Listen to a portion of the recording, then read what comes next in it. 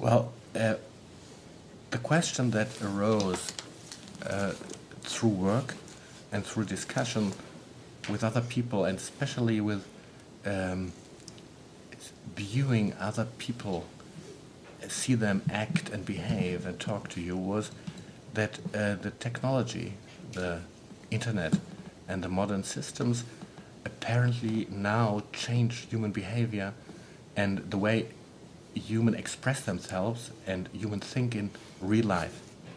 So I profited a lot from Edge, and we are apparently now in a situation where modern technology changes the way people behave, people talk, people react, people think, and people remember. And you encounter this not only in a theoretical way, but when you meet people, when suddenly people start forgetting things, when suddenly people are depending on gadgets, on other stuff to remember certain stuff, and this is in the beginning it's just an experience, but if you think about it and you think about your own behavior, you suddenly realize that something fundamental is going on. And there is one quote on Edge, actually, which I love, by Daniel Dennett, in one of the Edge questions, where he said, we have a population explosion of ideas, but not enough brains to cover them. And as we all know, information is fed by attention, so we have not enough attention, not enough food for all this information. And as we know, this is the old Darwinian thought, the moment that's when Darwin started reading Malthus, when you have a conflict between a population explosion and not enough food, then Darwinian selection starts, and Darwinian systems start to change situations. And so what interests me is that we are, because we have the internet, now entering apparently a phase where Darwinian structures, where the Darwinian idea of Darwinian dynamics, Darwinian selection, really apparently attacks ideas themselves. What to remember, what not to remember, which idea is stronger, which idea is weaker. And here European thought is quite interesting. Our whole history of thought, especially in the 18th, 19th and 20th century, starting from Kant to Nietzsche, was always a thought where you, Hegel, for example, in the 19th century, where you said, which thought, which thinking succeeds and which one doesn't. We have phases in the 19th century where you could have chosen either way. You could have you done the way Schelling, for example, a German philosopher, which was totally different to that of Hegel in a way. And so this question of who survives, which idea survives, and which idea drowns, which idea starves to death, is something which in our whole system of thought is very, very known and is quite an issue. And now I think we encounter this structure, this phenomenon in everyday thinking. It's the question, and that's what many people say, what is important, what is not important, what is important to know? Is this information important? Can we still decide which one is important? And it started with absolutely normal everyday news. But now you encounter, at least in Europe, a lot of people who think, what in my life is important, what wasn't important, what is the information of my life? And so some of them say, well, it's in Facebook. And others say, well, it's in my blog. And apparently for many people it's very hard to say it's somewhere in my life, in my lived life. So what I think is that we have of course everybody knows we have a revolution, but we are now really entering the cognitive revolution of it all. In Europe, and I think in America too, and it's not by chance, we have a crisis of all the systems that somehow are linked to either thinking or to knowledge. It's the publishing companies, it's the newspapers, it's the media, it's TV, but it's as well the university and the whole school system, which is in so far in a crisis as we don't know. Normal crisis were too few teachers, too many pupils or whatsoever, to small universities, to big universities. Now it's totally different. When you follow the discussions, is the question what to teach, what to learn, and how to learn. Even for universities and schools, suddenly they are confronted with the question: how can we teach? What is the brain actually taking? Is it still all the problems which we have with attention deficit and all that, which are reflections and of course results in a way of the technical revolution? And so as Gerd Gigerenzer, to whom I talked and whom I find a fascinating thinker, put it in a way, thinking itself somehow leaves the brain and uses a platform outside of the human body, and that's the internet, and it's the cloud, of course. We will have, and we very soon will have, the brain in the cloud. And the question, what about the question of the importance of thoughts will, for centuries, what was important for me was decided in my brain. But now, apparently, it will be decided somewhere. From a European point of view, with our history of thought and all these idealistic features we have, is that now you can see, because I didn't know that the internet would be coming in the 50s or 60s or 70s, that the whole idea of the internet somehow was built in the brains years and decades before it actually was there, in all different science. And not only the idea, when you see how the computer, Gigerenzer wrote a great essay about that, how the computer, first of all, was somehow isolated. It was in military, big laboratories and so on. And then the moment the computer in the 80s, late 70s, and then, of course, in the 80s, was spread around in every doctor, every household had a computer. Suddenly the metaphor that were built in the 50s, 60s, 70s, then had their triumph. So people had to use the computer. As they say, the computer is the last metaphor for the human brain. We don't need any more. But it succeeded because the tool, it wasn't that the tool shaped the thought when it was there, but all the thinking, like in brain science and all the others, was already in the 60s, 70s, 50s even. 50s, exactly. But the interesting question is that, of course, the internet, I don't know if they really expected the internet to come the way it came. I read books from the 90s where they still don't really know that it will be as huge as it is. And, of course, nobody predicted Google at that time. Nobody predicted the web. Nobody predicted the web. Now, what I find interesting is that if you see the computer and the web and all this as under the heading of the new technologies, we have in the late 19th century, we have this big discussion about the human motor.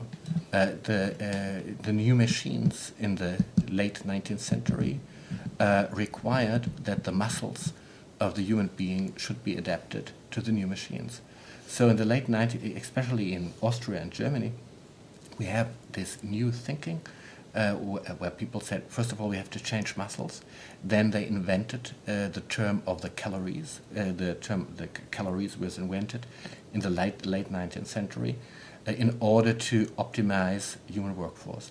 Now when I go to the 21st century, you have all the same issues, but now with the brain. What was the adaptation of the muscles to the machines now under the heading of multitasking, which is quite a problematic issue. The human muscle in the head, the brain, has to be adapted.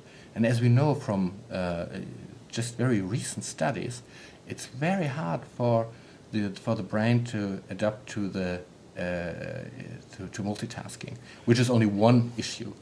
And again, with calories and all that, I think it's very interesting, the concept that the whole, again, Dennett and others said it, the concept of the informavorous, the human being as somebody eating information. So you can, in a way, see that the internet and that the information overload we are faced at this very moment has a lot to do with food chains, has a lot to do with food you take or not to take, with food which has many calories and doesn't do you any good, and with food that is very healthy and does you very good. The tool we have, the tool is not only a tool; it shapes the human who uses it. We always have the concept: first you have the theory, then you build the tool, and then you use the tool. But the tool itself is powerful enough to change the God as the clockmaker, I think you said. Then in the Darwinian times, God was an engineer, and now he, of course, is the computer scientist and a programmer.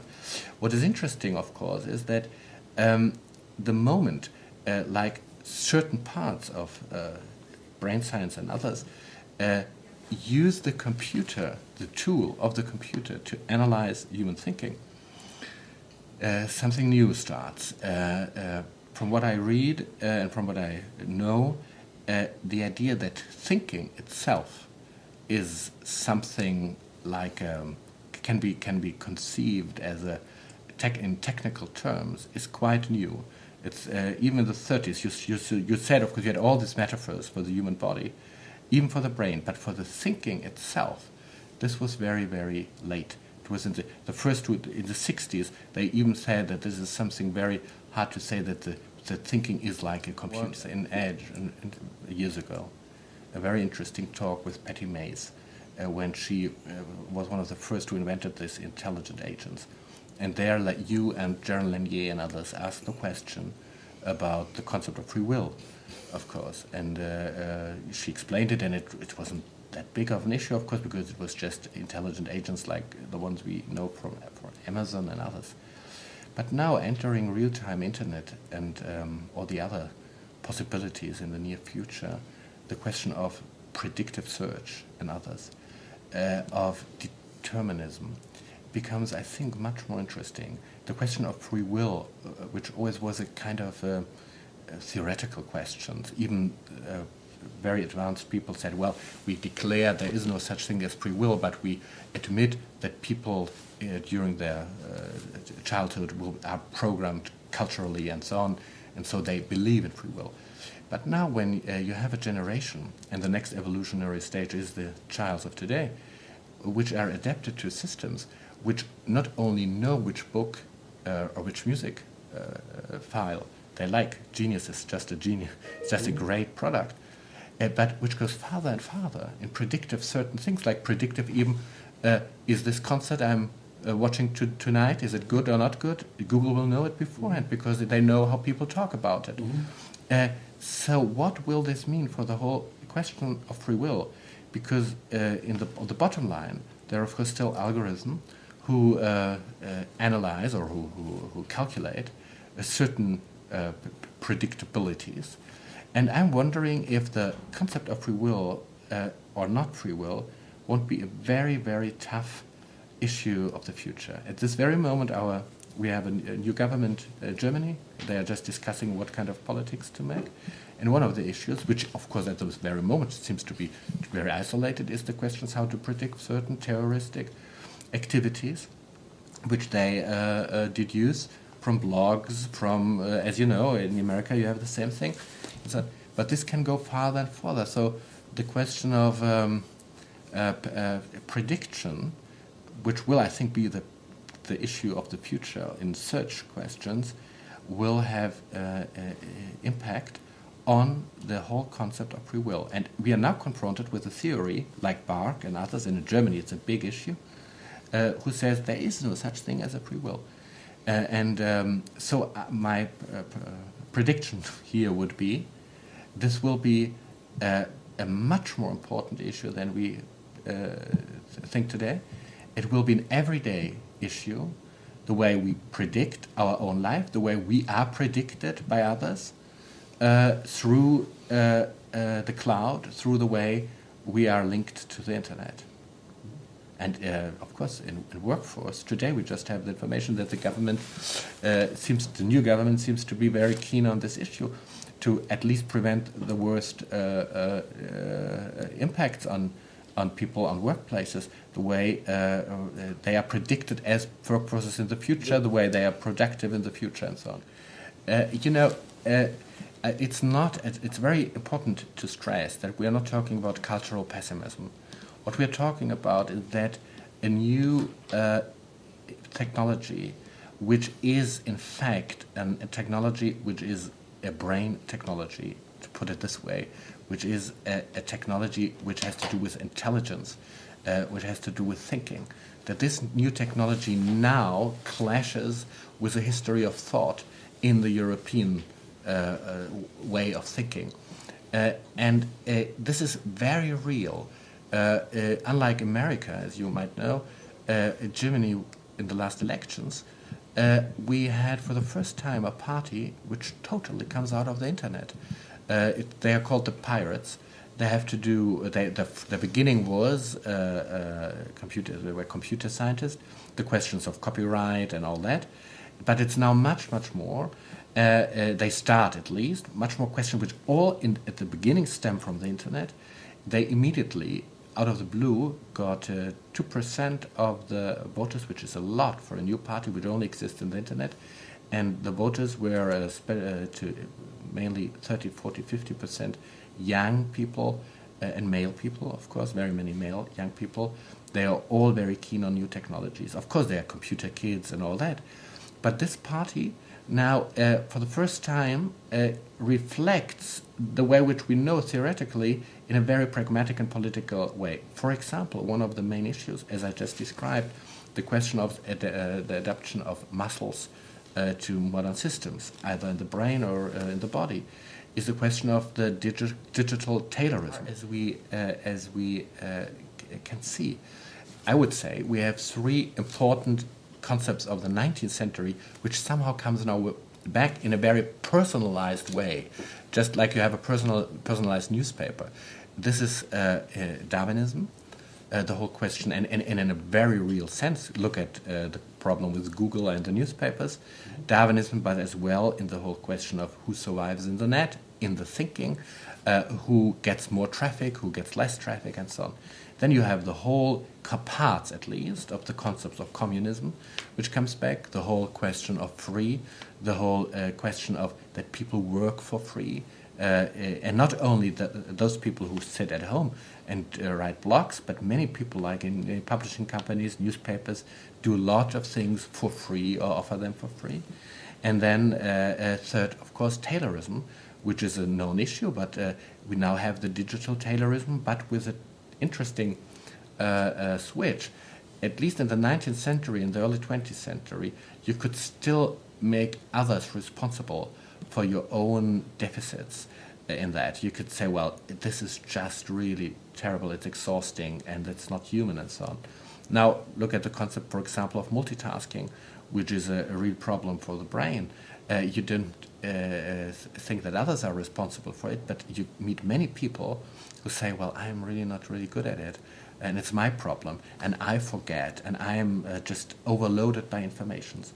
So what I find interesting, that three huge political concepts of the 19th century come back in a totally personalized way, and that we now, for the first time, have a political party who addresses a small political party, but it will in fact influence the other parties, who addresses this issue again on this personalized way. It's a kind of course, catharsis, these twittering and so on.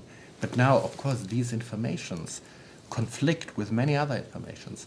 And in a way, one could argue, I know that with Iran, but after now, I would say after it's all again quiet, you could argue that maybe the future will be that this Twitter information about an uproar in Iran competes with the Twitter information of Ashton Kutcher or Paris Hilton and so on. The whole question of to understand which is important, what is not important, and is something very linear. It's something which needs time, but at least the structure of time. Now you have simultaneity. You have everything happening in real time. And I think that this, as you say, affects politics in a way which might be not only for good, but as well for bad. Because suddenly it's gone again. And the next information, and the next information, and if now, and this is something which again has very much to do with European self, the concept of European self, to take oneself serious and so on. If now, as Google puts it, they say, if I understand it rightly, in all these webcams and handies and as we call them cell phones, you call them cell phones, they are full of information. They're photos, they're videos, whatsoever. And they all should be, if people want this, shared. And all the thoughts expressed in any university at this very moment, there could be thoughts we really should know. I mean, in the 19th century it was not possible, but maybe there is one student who is much better than any of the thinkers we know. So we will have an overload of all these informations, and we will be dependent on systems who calculate, who select, who make a selection of these informations.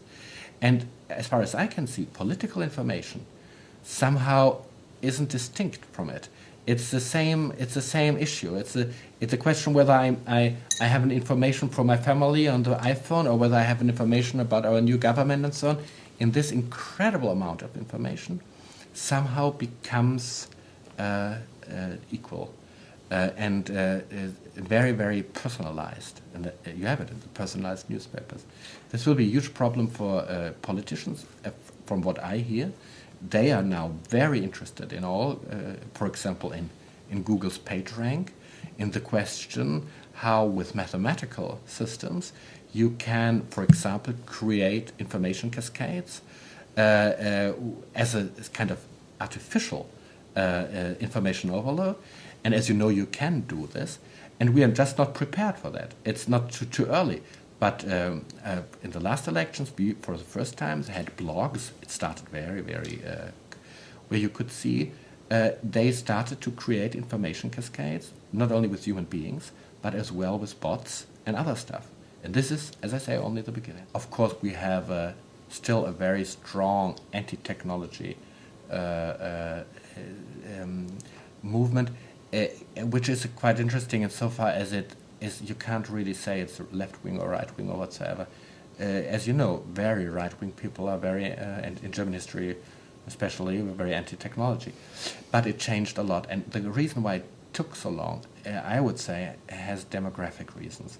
As we are entering or in the aging society, and the generation, which is now 40 or 50 in Germany, got very late their children, the whole evolutionary change through the new generation. Either first they are fewer, and then they came later, and the oldest are takes longer time than in the past. It's not like in the 60s, 70s with Warhol, or in the 50s.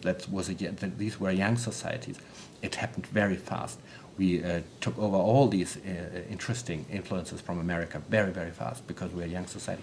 Now it's somehow it took longer time, but now, that is for sure, we are entering, for demographic reasons, the situation where a new generation, which is, as you see with the Pirates as a party, they're a new generation which grew up with modern systems and modern technology, is really entering the stage and changing society.